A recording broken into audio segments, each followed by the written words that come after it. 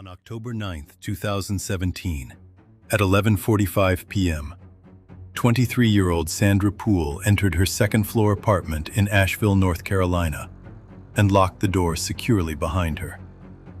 By morning, she had vanished without a trace. There were no signs of a struggle in the bedroom.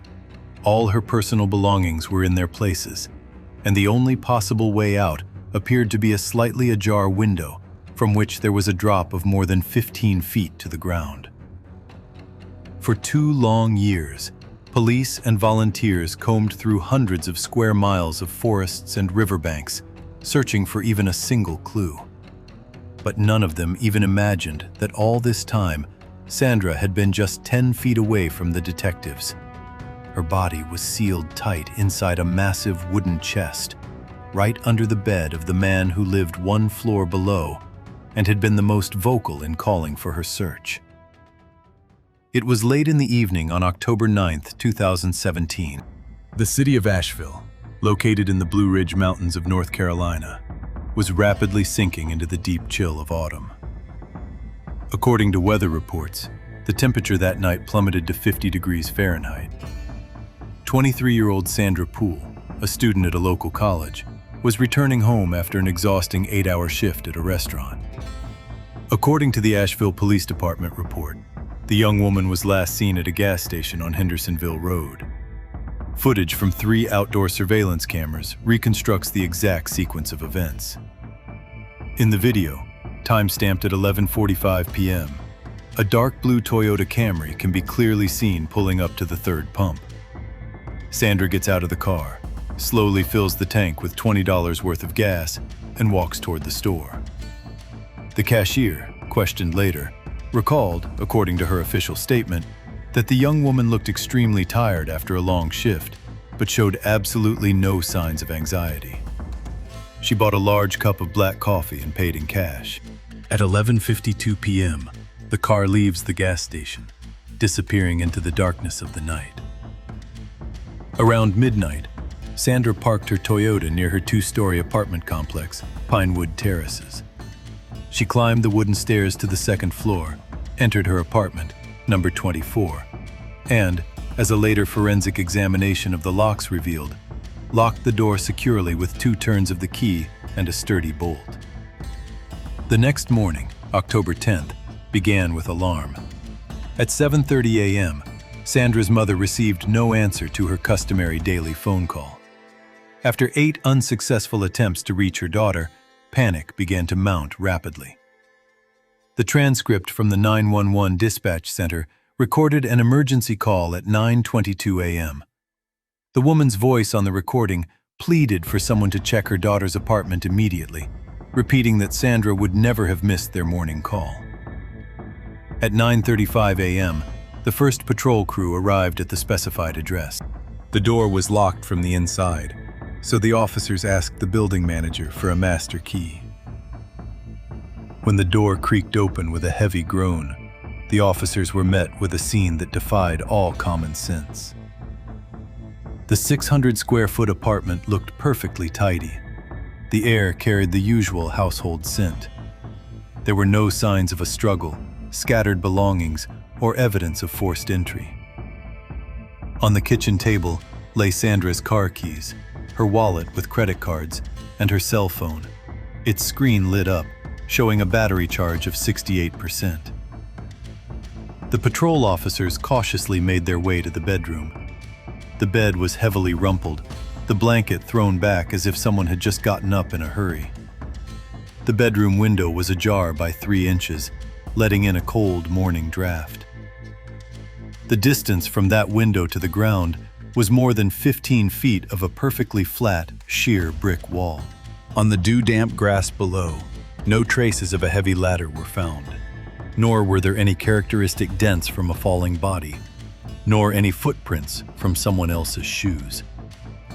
The girl could not physically have exited through the door, which was locked from the inside, nor could she have jumped out the window without leaving a trace. She had simply vanished into thin air. The Asheville Police Department immediately realized the gravity of the situation and launched a large-scale search operation. That same day, 3 teams with trained search dogs arrived in the Pinewood Terraces area. More than 200 volunteers began combing the surrounding areas, quickly expanding the search radius from 5 to 20 miles. Search teams checked the banks of the French Broad River and scanned the Pigsa National Forest. 2 police helicopters equipped with powerful thermal imaging cameras took to the sky. For 72 hours, they circled continuously over the city and the forest, but the cameras detected only the heat signatures of wild animals. The search dogs behaved extremely strangely. After following the trail from the girl's bed to just the apartment's front door, they would stop, start circling in one spot, and lose the trail, as if Sandra's scent had suddenly been erased by some invisible barrier. The local community rallied around the tragedy. The streets and utility poles of Asheville were plastered with thousands of flyers bearing a photograph of the missing woman. One volunteer stood out among the townspeople: Thomas Reed, a 32-year-old man who rented apartment number 14 directly below Sandra's apartment. According to official police interview records from October 12th, Reed voluntarily reported to the detectives and stated that he had slept very soundly that night and had not heard any suspicious noises or signs of a struggle coming from the ceiling.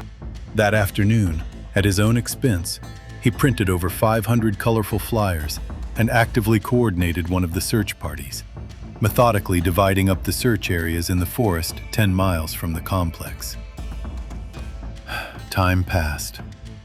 Despite the involvement of hundreds of people and thousands of hours of work, the investigation had reached a dead end.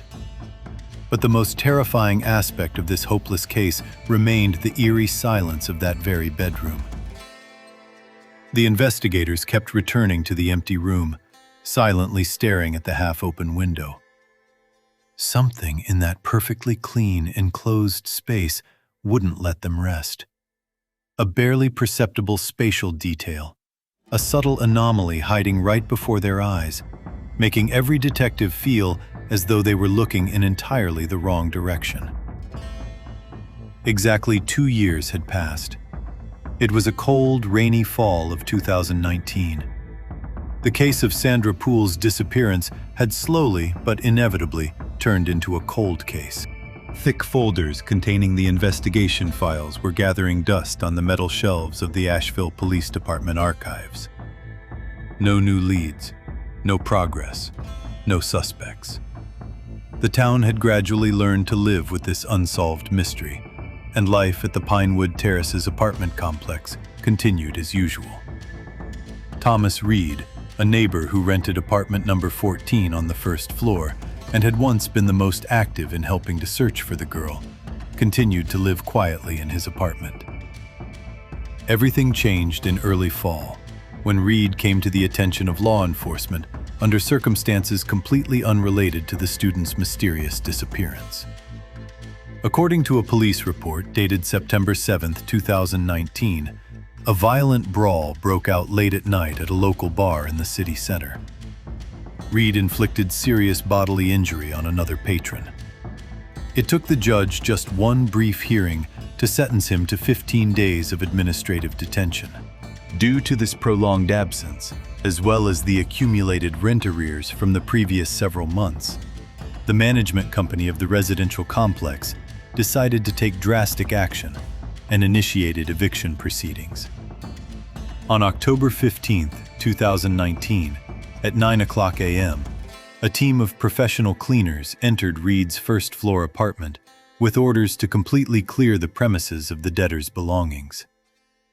According to the official testimony of the cleaning service foreman, recorded in the interrogation report later that same day, the apartment immediately struck them as extremely eerie.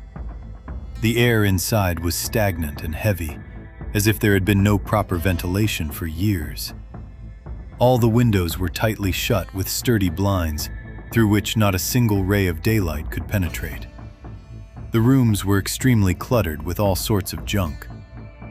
At 10:30, the workers made their way to the bedroom. In the center of this dark room stood a massive double bed made of dark, extremely heavy oak. When the cleaners tried to move it away from the wall to vacuum the carpet and carry out the frame, the bed barely budged. The foreman recalled that it weighed an incredible amount. Only by combining the efforts of 3 burly men were they able to drag the oak frame a few feet to the side with a terrifying screech. What met their eyes under the bed left the workers frozen in shock. The entire space beneath the bed was occupied by a massive wooden chest whose shape resembled a homemade coffin. Its construction was both impressive and terrifying. Thick planks were tightly bound by 4 wide steel straps screwed deep into the wood. 2 massive industrial-grade padlocks hung from both ends of the chest. Moreover, all the gaps between the planks had been carefully sealed with a thick layer of construction-grade silicone. It was from this chest, despite all the sealing, that a barely perceptible but persistent chemical odor emanated. It was a sickening, sweetish stench of organic decay, which they had tried in vain to mask with bleach and industrial air fresheners. The cleaning crew foreman, feeling cold sweat run down his back, immediately ordered the workers to go outside and dialed the emergency number 911. At 11:15 a.m., the first patrol car arrived at apartment number 14.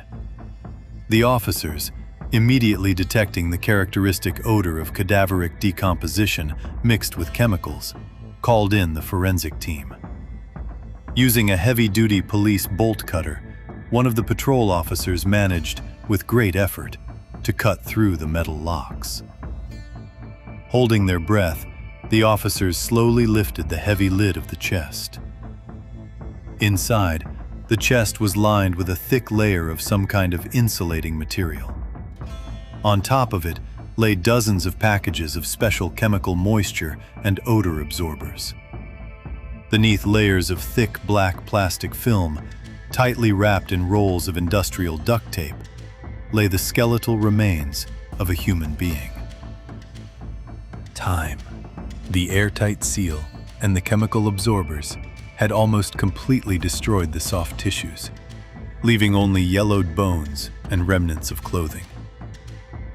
The area around the apartment complex was immediately cordoned off with yellow police tape. The remains were carefully removed and sent to the state laboratory. 4 days later, on October 19th, the chief medical examiner issued an official report. DNA analysis conducted on the preserved bone marrow yielded a 100% match. Inside the chest lay 23-year-old Sandra Pool. This discovery came as a real shock to the entire Asheville Police Department. A horrifying realization lay in the very geography of this discovery. All those 2 long years, while search helicopters burned through thousands of gallons of fuel scanning the national forest, while hundreds of volunteers combed the riverbanks 20 miles from here, Sandra Pool had been lying right here. She was just 10 feet away from the detectives who had stood in the hallway taking Thomas Reed's official statement in the days following her disappearance.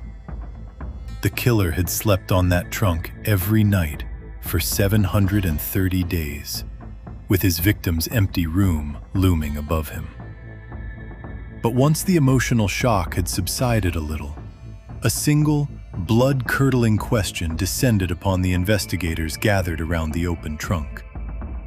Sandra's apartment was exactly 1 floor above, and that night, her door had been securely locked from the inside with all the keys. The distance from her only open window to the ground was 15 feet. If the girl hadn't left through the door, and there was no sign of a fall or ladder marks on the grass beneath the window, then how on earth could her body have ended up inside a chest on the 1st floor that was sealed shut with steel straps? Friends, before we continue delving into the chilling details of this case, I want to address each of you. If you like what I'm doing, please subscribe to the channel, like this video, and leave a comment. YouTube's algorithms are designed so that your activity helps promote the video. Every like and comment you leave helps more people see this investigation and supports our channel. Thank you for your support. And now, let's get back to the events. The investigation immediately shifted its full attention to Thomas Reed. The discovery under the bed answered the question of where exactly the body was, but at the same time, raised an even more complex technical mystery. The Asheville police detectives faced an extremely difficult task: to piece together the exact timeline of events on the night of October 9th, 2017. They had to figure out how a 23-year-old woman could have disappeared from a second-floor apartment, locked from the inside, without breaking down the door or leaving any visible traces on the walls or windows. Forensic investigators began a thorough search of apartment number 14, while simultaneously reviewing the suspect's official background. According to his employment record and the seized tax returns, Reed had been working as a freelance technician, servicing commercial ventilation and air conditioning systems for the past 5 years. During a search of his desk, investigators found a thick stack of technical drawings. These were detailed plans of the Pinewood Terraces building's utility systems, dating back to the year it was built. Reed had legal and completely unrestricted access to every pipe, every cable, and every ventilation shaft in this apartment complex. The detectives realized he hadn't broken into Sandra's apartment and hadn't tried to climb in through the window from the street, risking being spotted. A reconstruction of the events carried out by forensic engineers revealed a horrifying architectural truth. A central mechanical ventilation shaft ran between Reed's first-floor apartment and Sandra's second-floor apartment. According to the original building codes, its dimensions were exactly 24 by 24 inches, more than enough space for an adult man to crawl inside without undue effort. Investigators immediately went up to Sandra's apartment and carefully examined the ventilation grill in her bedroom. At first glance, it looked standard. But under ultraviolet light, forensic experts noticed fresh scratches on the metal. As the forensic analysis established, a few weeks before the crime was committed, Reed had secretly widened the internal fasteners on the grill in the girl's bedroom. He had carefully modified the design so that the heavy metal panel could be removed completely silently from inside the shaft, without using any tools from inside the room itself. As they pieced together the events of the night of October 9th, investigators were struck by the cold-blooded nature of this plan. Reed didn't simply crawl into the shaft, hoping to catch the girl by surprise. Based on the empty steel tanks found in his garage, he had used a fast-acting medical sedative gas that night. Climbing up the ventilation shaft to the second-floor level, he slowly released the concentrated substance directly into Sandra's room through a modified vent grill. Odorless and colorless, the gas filled the enclosed space in a matter of minutes, plunging the girl into a deep, unconscious sleep. She didn't have time to make a sound or make any attempt to resist. When the air in the room was safe for him, Reed removed the grate, slipped silently into the bedroom, and approached the bed. Using a system of ropes later found among his tools, he carefully lowered his unconscious victim into his apartment through the same service hatch. But Reed had thought everything through down to the smallest detail. Before leaving Sandra's room for good, he walked over to the window and deliberately opened it a few inches. This single cold trail was left specifically for the police. It was a brilliant diversionary tactic, designed to make the investigators believe she'd been abducted from the street, wasting their time searching for traces of a stepladder on the grass and combing through dozens of miles of forest, while the real horror was unfolding right under their feet. However, once the detectives had fully pieced together the mechanics of this flawless break-in, they were overcome by a new, even more chilling realization. Figuring out exactly how he had pulled the girl out of the locked room was only half the story. The real question lay elsewhere. How had this man managed to keep his terrible secret for 2 long years, greeting his neighbors every day and calmly looking the police officers in the eye, while the horrific truth had been right there under his own mattress all along. The next, and arguably the most psychologically challenging stage of the investigation, plunged the Asheville police detectives into the deep and eerie mind of Thomas Reed. The investigators faced a challenge that went beyond the scope of ordinary criminal investigation. They had to understand how a person could cold-bloodedly live with such a dark, incomprehensible secret for 2 long years. The team of detectives focused on the period from October 2017 to October 2019. Day by day, they methodically pieced together his routine, examined bank statements, analyzed supermarket receipts in detail, and reviewed hundreds of hours of city street surveillance footage, searching for the slightest signs of panic or paranoia. However, the reality turned out to be far more terrifying than any of the investigators' assumptions.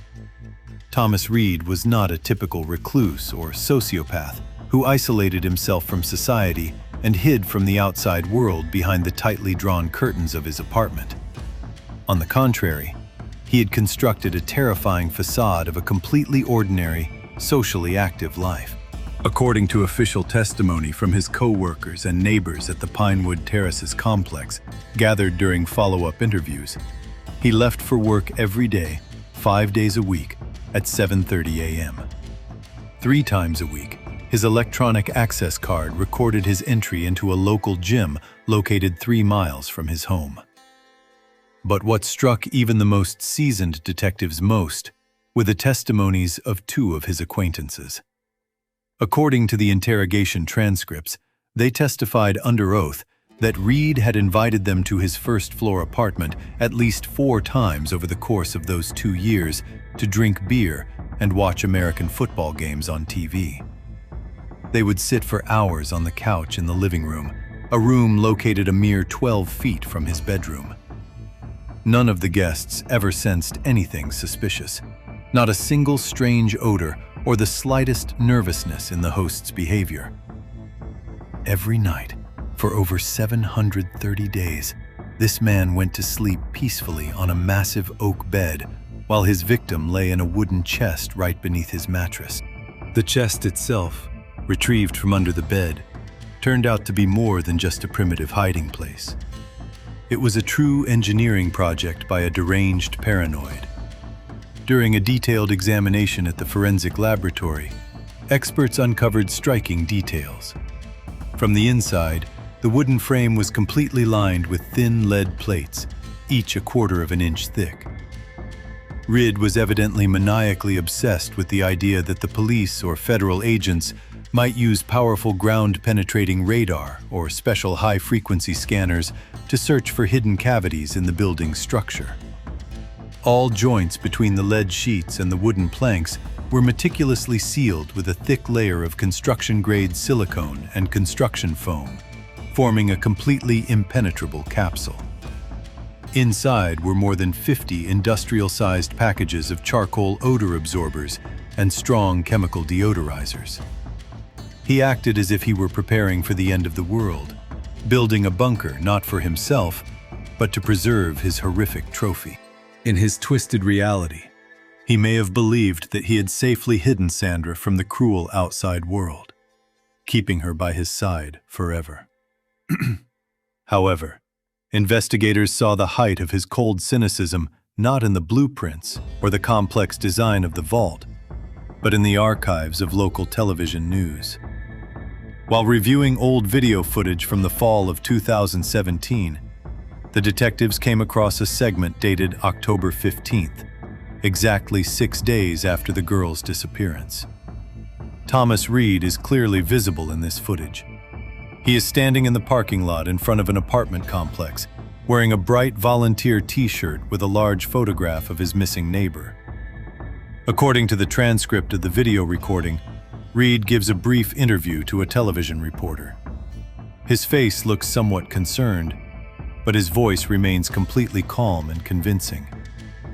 In the monologue reconstructed from the audio track, he notes that all the residents are very worried about Sandra. But at the same time, he expresses hope. He is almost certain that the young woman simply grew tired of the unbearable pressure of college, decided to escape her exhausting routine for a few days, and will return home safe and sound very soon. Looking directly into the camera lens, he sincerely urged all concerned citizens of the city to join the search parties and help the family. The investigators silently watched the video in a dark conference room, struck by the ease and skill with which this man had manipulated the emotions of an entire city. He looked into the eyes of thousands of viewers, knowing that the girl everyone was searching for was lying in his bedroom. However, when one of the police's financial analysts began cross-referencing the dates in this interview with printouts of Reed's old bank statements, a completely different, even more terrifying detail suddenly emerged in the case. The bank statements for the spring of 2017, exactly 6 months before the tragic kidnapping, showed a whole series of transactions for the purchase of specific electronic equipment. These were not building materials, silicone, or locks. They were dozens of miniature video lenses, wireless microchips, and encrypted software for remote access.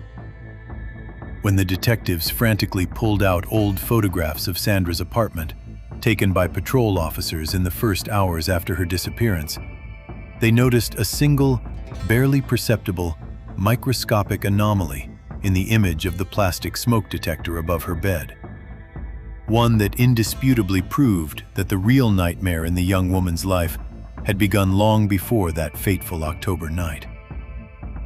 On October 21, 2019, immediately after the discovery of a sealed chest under the oak bed, the district judge signed an expanded search warrant. The Asheville Police Department, recognizing the unprecedented complexity of the discovery, immediately brought in agents from the Federal Bureau of Investigation. Forensic investigators in white protective suits examined every inch of apartment number 14 and removed a large arsenal of electronic devices from Thomas Reed's residence. Among the confiscated evidence were 2 desktop computers, 3 laptops, 7 external hard drives with a total capacity of over 40 terabytes, 2 routers, and 1 hidden homemade server. The latter had been skillfully embedded deep within the wall behind a false drywall panel in a utility closet. Since the local cybercrime unit lacked the technical capacity to handle such a large volume of data, all devices were transported that same evening to the FBI's Regional Computer Forensics Laboratory. The process of cracking the multi-layered encryption turned into an exhausting marathon. FBI computer specialists worked nearly around the clock, grappling with military-grade data protection and complex cryptographic keys consisting of more than 60 random characters. It wasn't until mid-February 2020 that the forensic experts managed to find a vulnerability and finally breach the digital security of the main hard drive. What the detectives found in the decrypted hidden folders went far beyond ordinary harassment or maniacal stalking. These meticulously cataloged files indisputably proved Thomas Reed's cold obsession, which had begun long before that fateful October night. According to the recovered digital logs and seized paper documentation from the management company, on April 12, 2017, that is, exactly 6 months before the abduction, Reed gained legal access to Sandra Pool's apartment. According to the reconstruction of events, he exploited his status as an employee and used the false pretext of a routine inspection and battery replacement for the complex's fire alarm system.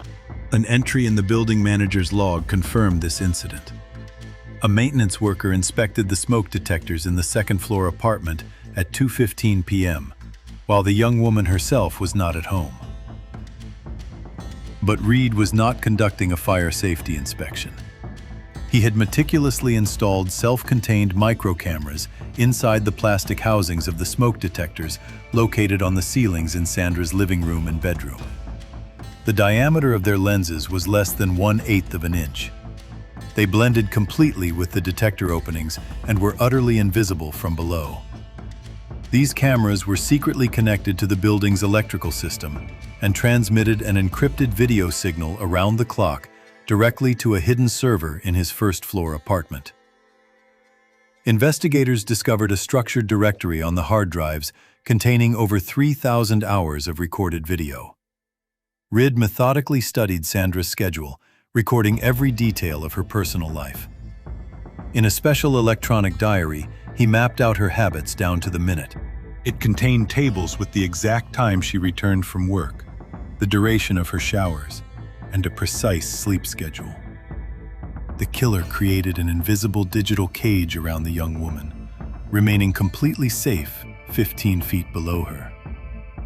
However, the most terrifying aspect of his plan was a digital trick carried out on the very night of the crime. Reed had a thorough understanding of the basic response protocols for missing persons cases. He knew that within the first few hours, detectives would obtain a warrant to track Sandra's cell phone's last known location via cell towers and Wi-Fi access points. To gain precious time and steer the large-scale police search in the wrong direction, he resorted to a flawless, high-tech manipulation. According to an in-depth analysis of network traffic, on October 10, 2017, at 2:45 a.m., Reed activated specialized hacking software on his portable router. He successfully cloned the unique physical MAC address of his victim's mobile device. Afterward, using a computer and a directional antenna, he artificially forced the system to register this digital phantom's connection to the open wireless network of a nearby 24-hour cafe on Marymount Avenue. This commercial establishment was located exactly 3 miles from the Pinewood Terraces residential complex.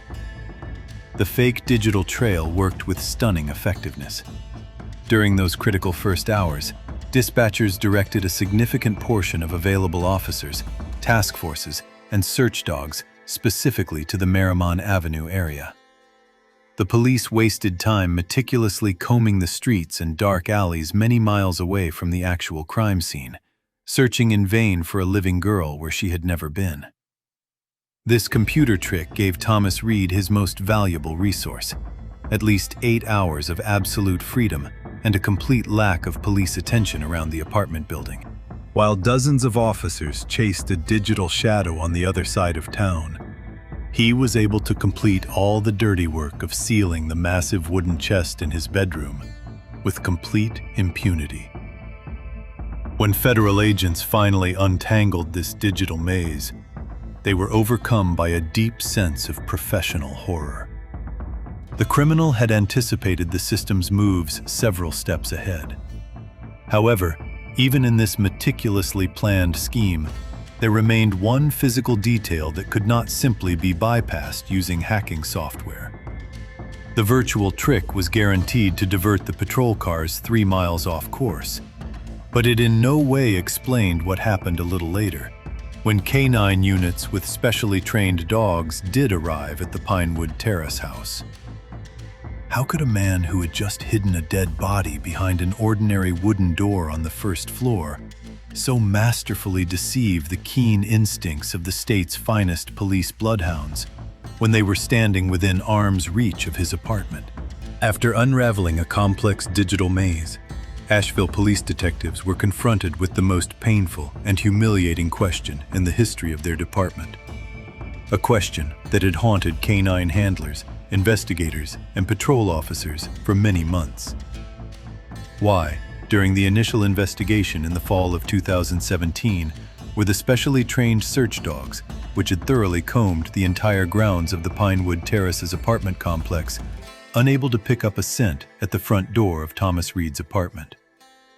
Why did the elite bloodhounds pass right by the epicenter of the horror without making a single sound?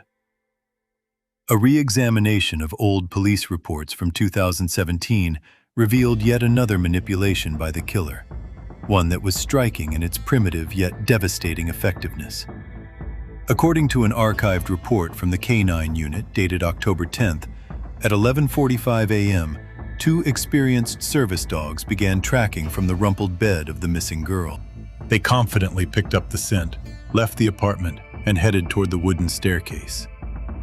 But as soon as the dogs descended to the first floor, their behavior changed abruptly and abnormally.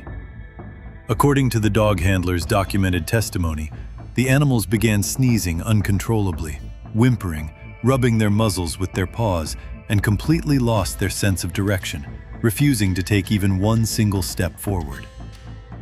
The cause of this canine panic lay in events that had taken place several hours earlier. While reviewing the reports from the first patrol officers, modern detectives discovered a record of an incident that had seemed to everyone at the time to be a completely insignificant everyday occurrence. At 9:30 a.m., a little more than 2 hours before the dog handlers arrived, Thomas Reed deliberately smashed a large 1-gallon glass jar in the common hallway on the first floor, directly across from his front door. Inside was a highly concentrated ammonia-based industrial cleaner. The first floor hallway was only 6 feet wide. When the patrol officers who responded to Sandra's mother's call asked Reed about the puddle and the unbearable stench, he skillfully played his part. According to the police report, he feigned nervous tremors and deep concern over his neighbor's disappearance, explaining the incident as mere domestic clumsiness. According to the patrol officer, Reed claimed that he had simply wanted to mop the hallway floor as a way to distract himself from stress, but his hands were shaking so much that he dropped the heavy can. The sharp chemical odor of ammonia, a substance that has a devastating effect on animals' extremely sensitive mucous membranes, created an invisible but completely impenetrable toxic barrier in the narrow hallway. This chemical attack burned out the dog's receptors, completely disorienting them within the most critical search radius, which was less than 15 feet from the hiding place containing the body. But the predator did not stop at destroying physical evidence. He went much further, deciding to stay one step ahead and manipulate the detectives' attention by exploiting their desperate desire to find any lead at all. According to the police department's visitor log, on October 12, 2017, exactly 48 hours after Sandra's disappearance, Thomas Reed voluntarily reported to the Central Precinct. According to the duty officer's account of the conversation, Reed appeared to be a model citizen, exhausted from lack of sleep. He brought a digital memory card with him, stating that he had spent the night reviewing footage from the dash cam of his car, which had been parked in front of the complex at the time of the abduction. The low-quality, grainy nighttime video, whose timestamp read 2:15 a.m., showed an old white van with no license plates. The vehicle drove slowly past the apartment complex as if stalking someone, stopped briefly, and then drove on. In the context of the recent abduction of a young woman, this video looked like irrefutable evidence. The investigation immediately took the bait, which had been skillfully planted. The Asheville Police Department spent thousands of precious man-hours searching for this white van. Footage was retrieved from dozens of city traffic cameras, and hundreds of owners of similar vehicles within a 50-mile radius of the city were interviewed. 2 task forces were assigned exclusively to this lead. It was only after 3 long weeks of non-stop searching that the detectives found the vehicle. As it turned out during intense interrogations, the van belonged to a crew of local repairmen who were working off the books and had simply gotten lost that night while looking for the right address. They had absolutely nothing to do with Sandra Pool's disappearance.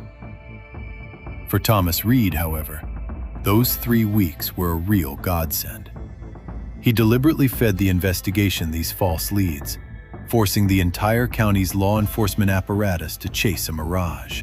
While dozens of detectives were checking the construction workers' alibis and wasting over 5,000 work hours, the real killer had plenty of free time. Time to purchase lead plates, dozens of gallons of construction silicone, heavy padlocks, and, with complete peace of mind, finish sealing the massive safe in his locked bedroom. Sitting in a dimly lit conference room in the fall of 2019, The detectives realized with a heavy heart the scale of this charade. All their reports, all their extensive searches through the woods, turned out to be merely part of a cynical game in which Reed was the sole director. Now the police had everything: the body, the murder weapon, irrefutable digital evidence, and a fully exposed scheme of manipulation. The district attorney gave the green light to prepare the indictment. The case files were compiled into heavy folders. It seemed as though the killer had been backed into a corner with no way out. But when investigators began analyzing the psychology of this monster, they suddenly faced a new, unexpected threat. Realizing the extent of his cold intellect, they understood. If this man had been able to so masterfully lead the entire state police force by the nose for 2 years, then he must surely have another, final trump card up his sleeve. One capable of destroying their evidence right before the jury's eyes. On January 15th, 2021, the case files for this chilling criminal case were officially transferred from the investigators' offices to the Bancombe County courtroom. Outside, a biting winter chill raged, with the temperature hovering around 28 degrees Fahrenheit. Yet the atmosphere inside and around the courthouse was white hot. The trial attracted unprecedented attention from the national media. Dozens of mobile television stations were parked tightly along the street, and reporters took turns around the clock at the massive oak doors of the courthouse. The story of a girl whom the entire city had been searching for over the course of 2 years, while she lay just a few feet away from the investigators in an airtight coffin, shocked the entire country. Thomas Reed appeared in the courtroom every day, accompanied by a heavy security detail. According to courtroom sketches and journalists' observations, his face resembled an impassive mask. He never once looked away, never lowered his eyes, and showed not even a shadow of remorse as prosecutors read out the horrific details of his crime. The defense found itself in a completely hopeless, catastrophic situation. The defense attorneys were confronted with a monolithic wall of irrefutable evidence. The police had the victim's body, indisputable DNA test results, the murder weapon, and fully decrypted hard drives containing video recordings from hidden cameras and digital traces of hacking attacks. Realizing it was impossible to deny the fact of the murder itself, the defense attempted to play its only possible procedural card, arguing that the defendant was not of sound mind at the time of the crime and in the years that followed. According to the reconstructed transcript of the opening statement, the lead attorney insisted that Reed's overall behavior was a classic, textbook sign of a severe psychotic disorder and a complete loss of touch with reality. The defense built its case around one single argument. No person in their right mind would consciously choose to sleep on a massive bed, beneath which lay the remains of their victim in a chest, every night for 2 long years. The defense attorneys convinced the jury that Reed lived in a fictional, illusory world where he had supposedly saved the girl from a cruel society. However, the district attorney was fully prepared for such a scenario. With cold, surgical precision, he began to dismantle the defense strategy step by step, leaving no stone unturned. Before the 12 jurors, a vast body of evidence was presented, pointing not to spontaneous madness, but to a cold, sober, and months-long plan. Dozens of digital files were displayed on large monitors in the courtroom. The jury saw the detailed technical diagrams of the residential complex's ventilation shafts that Reed had downloaded and studied for hours. Next, the prosecutor placed a stack of paper receipts and bank statements on the table, seized from local hardware and specialty stores. These documents confirmed the systematic purchase of heavy lead plates weighing a total of over 200 pounds, cylinders of medical sedative gas, dozens of packages of industrial chemical odor absorbers, and several heavy-duty padlocks. The prosecutor placed particular emphasis on the dates stamped on these receipts. All transactions coincided with the period of several months leading up to the very night of the crime. This was meticulous preparation that required ironclad logic and planning. The testimony of the expert psychiatrists called by the prosecution dealt a decisive blow to the defense's case. The state's chief forensic psychiatrist, who had conducted over 40 hours of clinical interviews with the defendant, gave clear testimony under oath. According to the transcript of his questioning, the expert categorically confirmed that the defendant's ability to maintain a perfectly normal social facade for years completely ruled out a state of affect or clinical psychosis. Reed's ability to go to work every day, perform complex technical tasks, interact with neighbors, and skillfully give television interviews while concealing the truth demonstrated an exceptionally high level of self-control. According to the psychiatrist, Reed clearly understood the difference between good and evil, but consciously chose the latter. He was not a madman who suddenly lost control of his actions. He was a calculating predator who planned the perfect crime, cynically manipulated the police, and nearly got away scot-free. All his actions were driven not by illness, but by a desire to dominate and control. On February 12, 2021, after 3 weeks of grueling hearings, the prosecutor delivered his closing argument, urging the jury to face reality and call evil by its true name. The judge read the instructions, and the jury silently left the courtroom, heading to the deliberation room. Journalists in the hallways braced themselves for long days of waiting, given the vast amount of technical evidence. However, the tension reached its peak much sooner than anyone could have anticipated. It took the jury less than 4 hours to reach a decision in a case that had shocked the entire country. At 3:15 p.m., a brief knock on the deliberation room door signaled that the verdict was ready. The judge ordered everyone to return to their seats. A deathly, ringing silence fell over the courtroom as 12 people with somber expressions took their seats. The foreman of the jury, an elderly man in a formal suit, slowly stood up, holding a sheet of paper folded in half in his slightly trembling hands.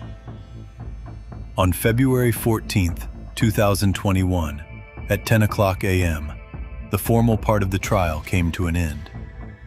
The silence in the Bancombe County courtroom was so thick that one could hear the hum of the fluorescent lights.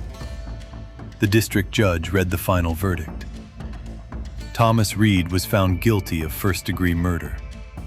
The judge imposed the maximum sentence, life imprisonment without the possibility of parole. As the verdict was read, Reed stood upright, holding his hands, shackled in metal cuffs in front of him. Not a single muscle on his face twitched. Journalists would later note in their articles, it was the very same impassive, vacant, and utterly cold expression with which this man had once given a television interview, hypocritically expressing hope for his neighbor's speedy return. For Sandra Pool's family, this just verdict did not bring the expected catharsis or genuine relief. The conclusion of the trial merely ripped the bandage off the wound, revealing a new dimension of grief. The girl's mother, speaking to the press on the courthouse steps at 11:45 a.m., spoke only of the horrific spatial paradox of this case. Upon learning the terrible truth, the parents were confronted with psychological trauma that cannot be healed by therapy.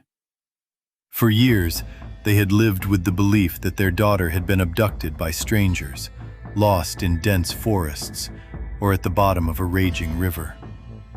The realization that all that time, while they stood for hours outside their home, posting hundreds of flyers and begging for help, Sandra had been just 10 feet away from them, became an unbearable burden. This monster had been sleeping right above their child while they stood right next to her. The aftermath of this tragedy left a deep scar on the entire city, but most of all, on the crime scene itself. The Pinewood Terraces apartment complex was forever branded with a dark, indelible stigma. The management company spent hundreds of thousands of dollars on renovations and even attempted a legal rebranding by changing the complex's name in the registration documents. However, erasing the public's memory proved impossible. According to landlords' statistics, over the next 6 months, more than 70% of residents terminated their long-term leases and left the building for good. People simply could not bear the thought of what lay hidden behind those thin walls and in the dark ventilation shafts that ran through their homes. Apartment number 14 on the first floor, where the killer lived, and apartment number 24 on the second floor, where the victim lived, never found new tenants. The complex's owners decided to board up the doors to these 2 units and completely cut them off from utilities. They remained empty, becoming silent witnesses to the tragedy. Police officers whose patrol routes pass by this building note that even during the day, the place feels eerie. When the cold wind howls through the old pipes and widened ventilation shafts, it seems as though the building still echoes with the sounds of that fateful October night. The story of Sandra Pool has forever remained in the archives of the North Carolina Criminal Police as one of the most horrific cases on record. It proved that real monsters very rarely look like deranged maniacs hiding in dark forests or abandoned thickets. More often than not, they live right next door. They have stable jobs, a well-groomed appearance, and impeccable credit histories. They smile warmly at you in the common hallway, gallantly hold the heavy building door open for you when you're carrying grocery bags, and always greet you politely on the stairs, all the while studying your habits down to the minute. The case had been officially closed, and all physical evidence had been sent to a long-term federal storage facility. However, in late April of the year 2021, during the final archiving of Thomas Reed's digital data, an FBI cyber unit specialist stumbled upon a system anomaly that the initial decryption algorithms had missed. Deep within a hidden server, another log file was found that recorded the transmission of encrypted video data. This stream of information did not come from Sandra's cameras, but from another completely unknown IP address located in a residential area in a neighboring state. According to the system time, this hidden broadcast remained active and continued to record the movements of an unknown woman in her bedroom even now, when Reed himself was already serving a life sentence.